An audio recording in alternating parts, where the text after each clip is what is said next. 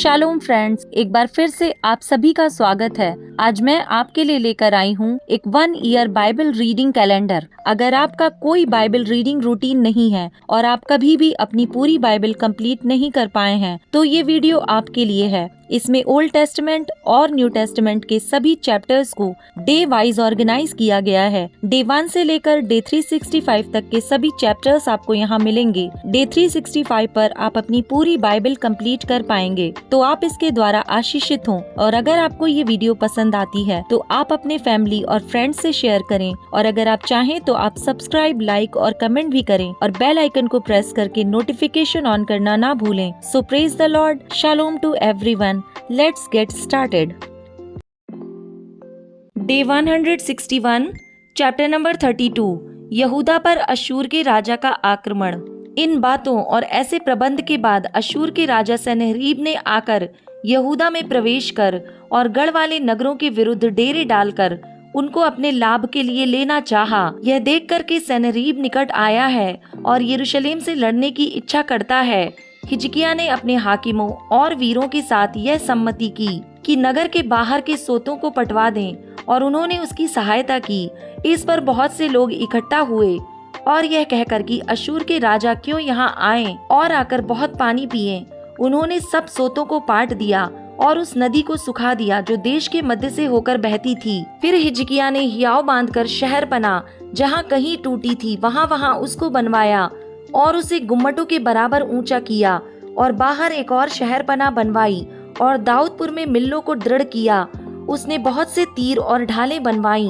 तब उसने प्रजा के ऊपर सेनापति नियुक्त किए और उनको नगर के फाटक के चौक में इकट्ठा किया और यह कहकर उनको धीरज दिया, हियाव बांधो और दृढ़ हो। तुम ना तो अशूर के राजा से डरो और न उसके संग की सारी भीड़ से, और न तुम्हारा मन कच्चा हो, क्योंकि जो हमारे साथ है वह उसके संगियों से बड़ा है। अर्थात उसका सहारा तो मनुष्य ही है, परंतु हमारे साथ हमारी सहायता और हमारी ओर से युद्ध करने को हमारा परमेश्वर यहोवा है। इसलिए प्रजा के लोग यहूदा के राजा हिजकिय्याह की बातों पर भरोसा किए रहे। इसके बाद अशूर का राजा सनहेरीब, जो सारी सेना समेत लाकीश के सामने पड़ा था, उसने अपने कर्मचारियों को यरूशलेम में यहूदा के राजा हिजकिय्याह और उन सब यहूदियों से जो यरूशलेम में थे यूं कहने के लिए भेजा, अशूर का राजा सनहेरीब कहता है कि तुम्हें किसका भरोसा है जिससे कि तुम घिरे हुए यरूशलेम में बैठे हो? क्या हिजकिय्याह तुमसे यह कहकर कि हमारा परमेश्वर यहोवा हमको अशूर के राजा के पंजे से बचाएगा तुम्हें नहीं भरमाता है कि तुमको भूखों प्यासों मारे? क्या उसी हिजकिय्याह ने उसके ऊंचे स्थान और वेदियां दूर करके यहूदा और यरूशलेम को आज्ञा नहीं दी कि तुम एक ही वेदी के सामने दंडवत करना और उसी पर धूप जलाना? क्या तुमको मालूम नहीं कि मैंने और मेरे पुरखाओं ने देश देश के सब लोगों से क्या क्या किया है? क्या उन देशों की जातियों के देवता किसी भी उपाय से अपने देश को मेरे हाथ से बचा सके? जितनी जातियों का मेरे पुरखाओं ने सत्यानाश किया है, उनके सब देवताओं में से ऐसा कौन था जो अपनी प्रजा को मेरे हाथ से बचा सका हो? फिर तुम्हारा देवता तुमको मेरे हाथ से कैसे बचा सकेगा? अब हिजकिय्याह तुमको इस रीति भरमाने अथवा बहकाने ना पाए और तुम उसकी प्रतीति ना करो, क्योंकि किसी जाति या राज्य का कोई देवता अपनी प्रजा को ना तो मेरे हाथ से और न मेरे पुरखाओं के हाथ से बचा सका। निश्चय ही तुम्हारा देवता तुमको मेरे हाथ से नहीं बचा सकेगा। इससे भी अधिक उसके कर्मचारियों ने यहोवा परमेश्वर की और उसके दास हिजकिय्याह की निंदा की। फिर उसने ऐसा एक पत्र भेजा जिसमें इजराइल के परमेश्वर यहोवा की निंदा की ये बातें लिखी थीं। जैसे देश देश की जातियों के देवताओं ने अपनी अपनी प्रजा को मेरे हाथ से नहीं बचाया, वैसे ही हिजकिय्याह का देवता भी अपनी प्रजा को मेरे हाथ से नहीं बचा सकेगा। और उन्होंने ऊंचे शब्द से उन यरूशलेमियों को जो शहरपनाह पर बैठे थे यहूदी बोली में पुकारा कि उनको डराकर घबराहट में डाल दें, जिससे नगर को ले लें। उन्होंने यरूशलेम के परमेश्वर की ऐसी चर्चा की कि मानो वह पृथ्वी के देश देश के लोगों के देवताओं के बराबर हों जो मनुष्यों के बनाए हुए हैं। तब इन घटनाओं के कारण हिजकिय्याह और आमोस के पुत्र यशायाह नबी दोनों ने प्रार्थना की और स्वर्ग की ओर दुहाई दी। तब यहोवा ने एक दूत भेज दिया जिसने अशूर के राजा की छावनी में सब शूरवीरों, प्रधानों और सेनापतियों को नष्ट किया। अतः वह लज्जित होकर अपने देश को लौट गया। जब वह अपने देवता के भवन में था तब उसके निज पुत्रों ने वहीं उसे तलवार से मार डाला। यो यहोवा ने हिजकिय्याह और यरूशलेम के निवासियों को अश्शूर के राजा सन्हेरीब से और उसके सब शत्रुओं के हाथ से बचाया और चारों ओर उनकी अगुवाई की। तब बहुत से लोग यरूशलेम को यहोवा के लिए भेंट और यहूदा के राजा हिजकिय्याह के लिए अनमोल वस्तुएं ले आने लगे और उस समय से वह सब जातियों की दृष्टि में महान ठहरा। हिजकिय्याह का रोग और घमंड। उन दिनों हिजकिय्याह ऐसा रोगी हुआ कि वह मरने पर था। तब उसने यहोवा से प्रार्थना की और उसने उससे बातें करके उसके लिए यह चिन्ह दिया।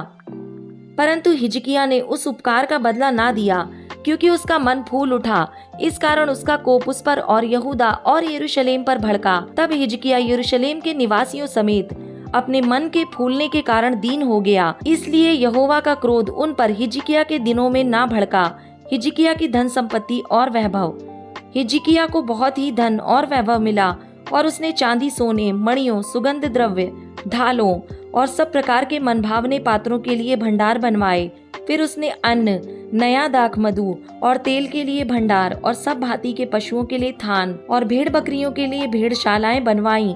उसने नगर बसाए और बहुत ही भेड़ बकरियों और गाय बैलों की संपत्ति इकट्ठा कर ली, क्योंकि परमेश्वर ने उसे बहुत सा धन दिया था। उसी हिजकिय्याह ने गीहोन नामक नदी के ऊपर के सोते को पाट कर उस नदी के नीचे की ओर दाऊदपुर के पश्चिम की ओर सीधा पहुंचाया।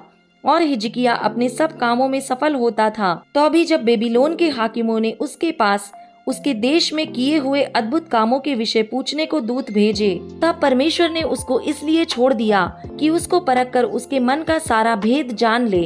हिजकिय्याह के राज्य का अंत और उसकी मृत्यु, हिजकिय्याह के और काम और उसके भक्ति के काम आमोस के पुत्र यशायाह नबी के दर्शन नामक पुस्तक में और यहूदा और इजराइल के राजाओं के इतिहास की पुस्तक में लिखे हैं। अंत में हिजकिय्याह अपने पुरखाओं के संग सो गया और उसको दाऊद की संतान के कब्रिस्तान की चढ़ाई पर मिट्टी दी गई।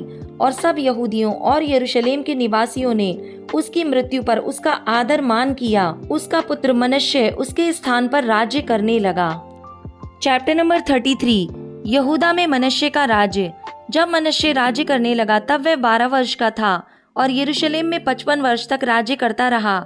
उसने वह किया जो यहोवा की दृष्टि में बुरा था, अर्थात उन जातियों के घिनौने कामों के अनुसार जिनको यहोवा ने इजरायलियों के सामने से देश से निकाल दिया था। उसने उन ऊंचे स्थानों को जिन्हें उसके पिता हिजकिय्याह ने तोड़ दिया था फिर बनाया और बाल नामक देवताओं के लिए वेदियां और अशेरा नामक मूर्तें बनाई और आकाश के सारे गणों को दंडवत करता और उनकी उपासना करता रहा। उसने यहोवा के उस भवन में वेदियां बनाई जिसके विषय यहोवा ने कहा था, यरूशलेम में मेरा नाम सदा बना रहेगा। वरन यहोवा के भवन के दोनों आंगनों में भी उसने आकाश के सारे गणों के लिए वेदियां बनाई।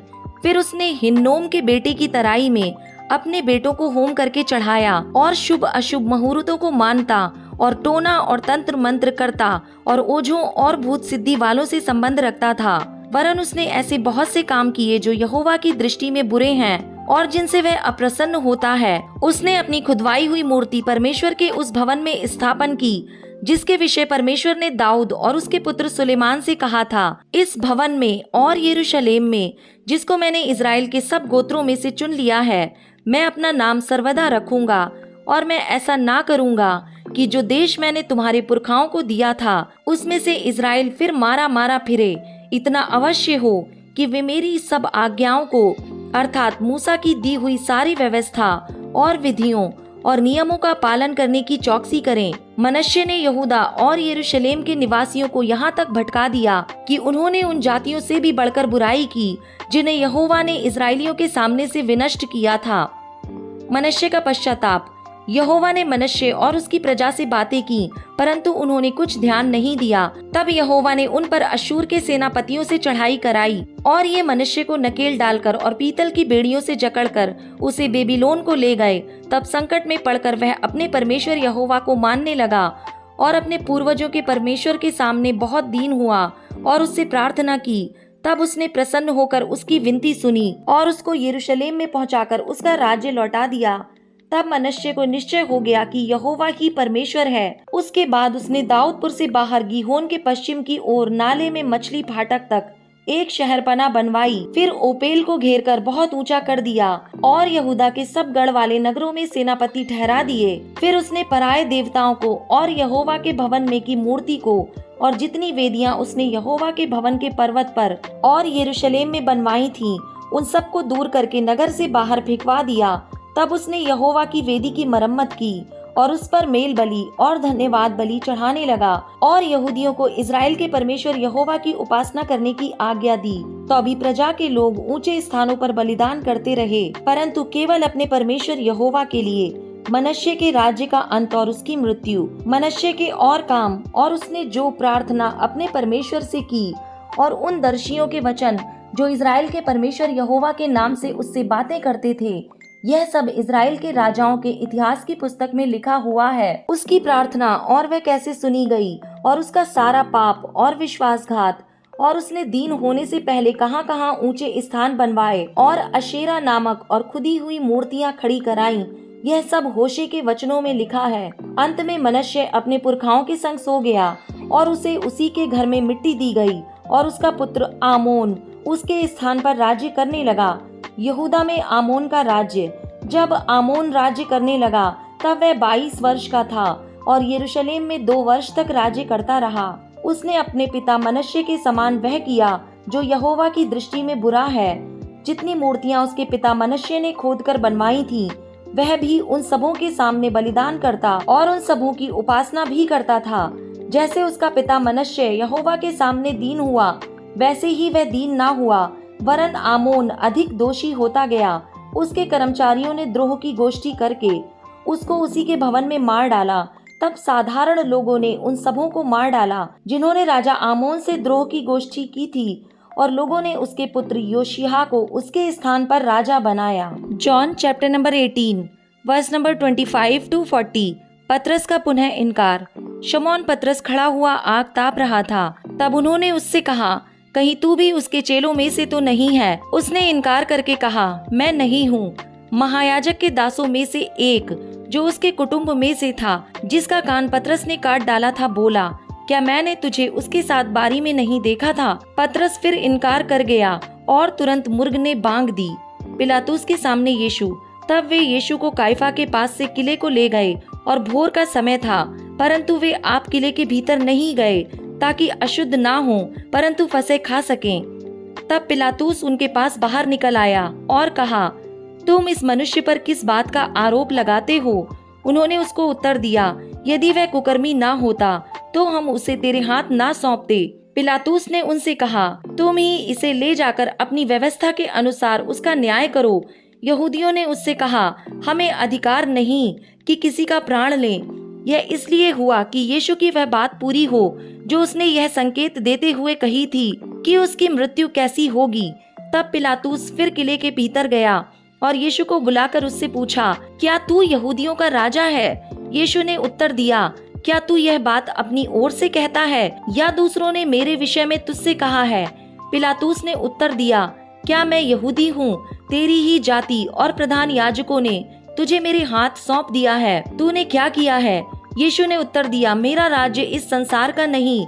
यदि मेरा राज्य इस संसार का होता तो मेरे सेवक लड़ते कि मैं यहूदियों के हाथ सौंपा ना जाता, परंतु मेरा राज्य यहाँ का नहीं। पिलातुस ने उससे कहा, तो क्या तू राजा है? यीशु ने उत्तर दिया, तू कहता है कि मैं राजा हूँ। मैंने इसलिए जन्म लिया और इसलिए संसार में आया हूँ कि सत्य की गवाही दूं।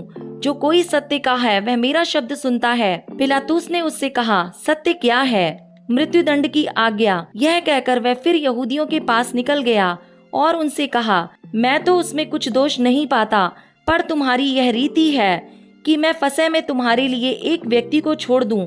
अतः क्या तुम चाहते हो कि मैं तुम्हारे लिए यहूदियों के राजा को छोड़ दूं? तब उन्होंने फिर चिल्लाकर कहा, इसे नहीं, परंतु हमारे लिए बरअब्बा को छोड़ दे। और बरअब्बा डाकू था।